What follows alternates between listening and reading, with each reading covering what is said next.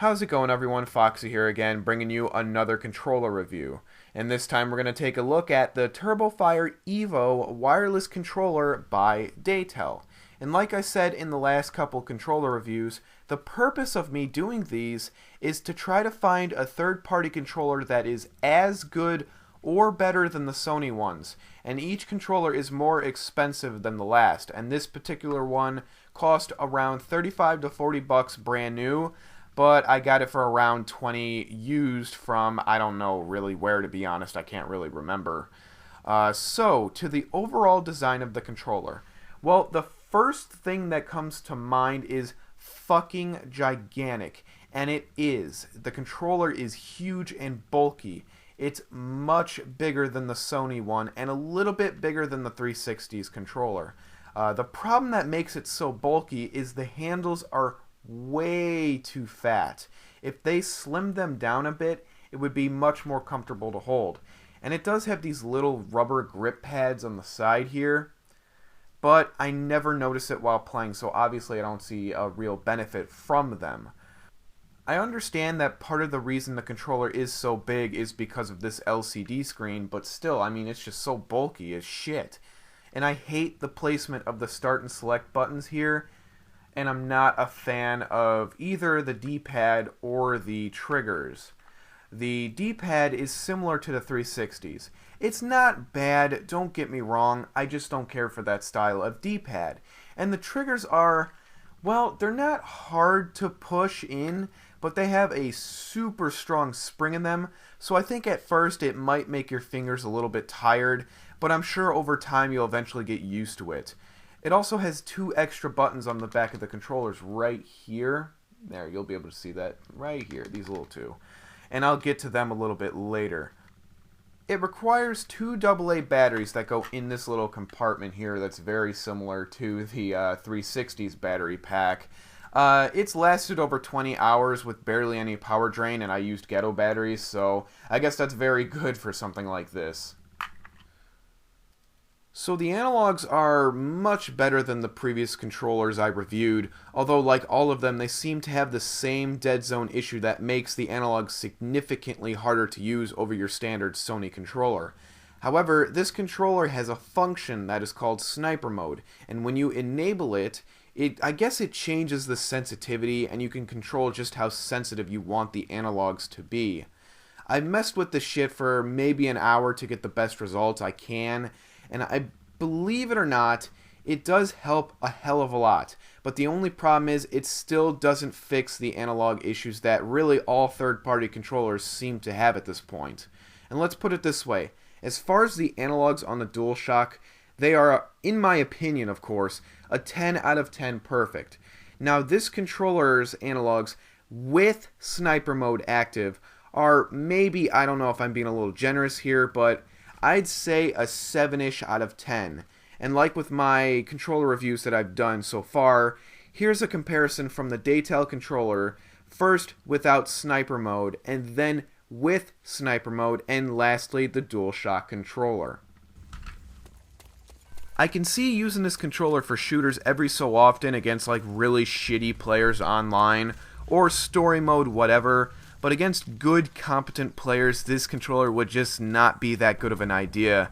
It would be more of a detriment than anything.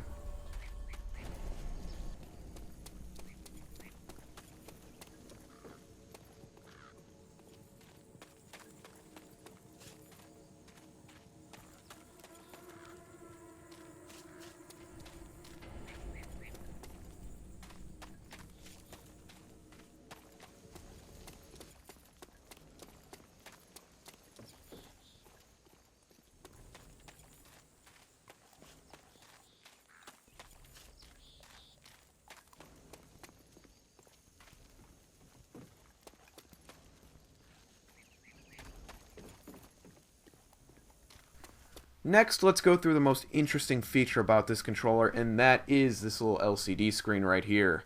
Now, what this shows you is your special settings on the controller, and there's 4 of them.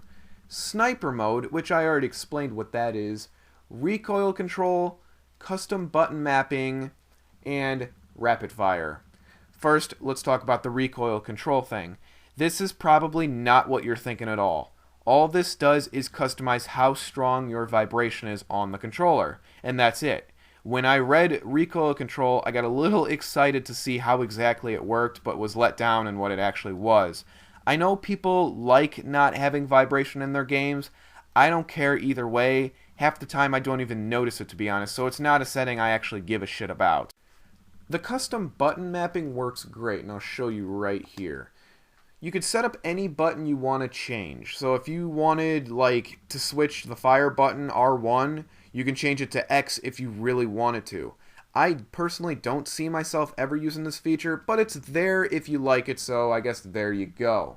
Now the rapid fire has like, I don't know, 10 different settings from ungodly slow to super fast. It works great, and you can set it to multiple buttons like X, R1, and L2 at the same time if you wanted. And I'll show a couple examples of the rapid fire right now.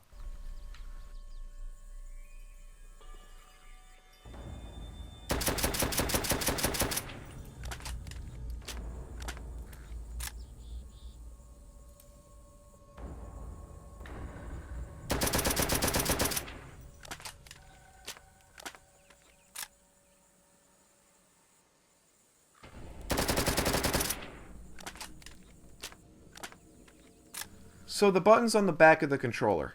What these do activate the settings you want to use. So if you were to set rapid fire on the left button and sniper mode on the right, then you can flip them on and off just by hitting the buttons on the back, and it shows you with these lights. See, this is sniper mode and the flashing is the rapid fire.